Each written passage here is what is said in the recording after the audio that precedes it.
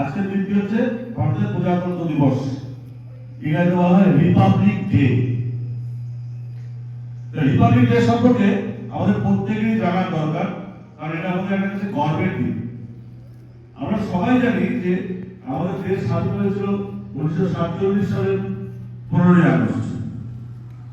সেই সময় দেশ পরিচালনা করার জন্য একটি সনদ বা নিয়ম থাকা প্রয়োজন, সেটা কিন্তু সেই সময় ছিল না, কারণ দেশ কিন্তু একটা নিয়মে চলে।